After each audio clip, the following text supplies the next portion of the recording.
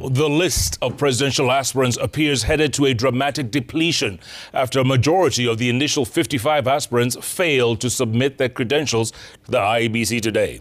The stringent clearance requirements that include collection of at least 2,000 signatures or endorsements from at least 24 counties may well have been an uphill task for most of the aspirants.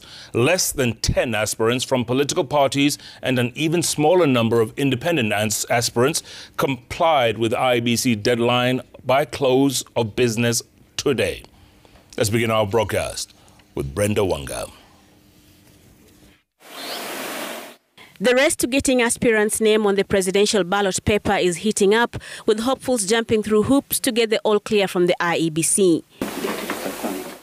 According to the elections body's processes, before an aspirant becomes a presidential candidate, they must comply with a set of requirements that include providing proof of support from more than half of the counties in the country.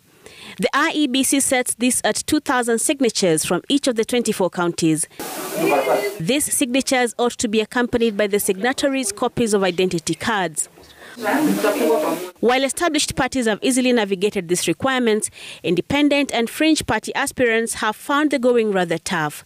For instance, securing the signatures hasn't been easy. Extremely difficult. That's not an easy assignment. 2,000 is easier said than done. But getting the signatures proved to be the easier of the challenges. ID has had a problem, but later on, I think because it was a requirement, it was now easy for people to know that it's not the original copy, it's just a copy of it. Then came the monetary challenge. Aspirants have to print each copy of the at least 48,000 IDs, collect and bind them into folders that will be acceptable to the IEBC. No, but it's a lot of money. If you just take the 10 shillings by every page, and then putting that together.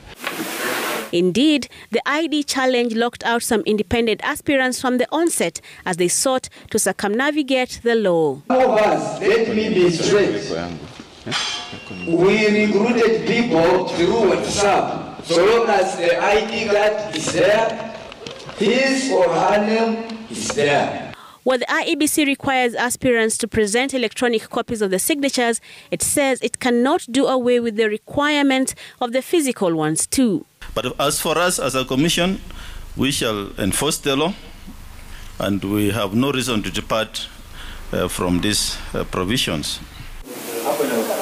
The successful aspirants at this stage of the process now wait for the IEBC to verify that the signatures presented to it match the IDs before allowing the aspirants to proceed to the next stage in their quest for the country's leadership.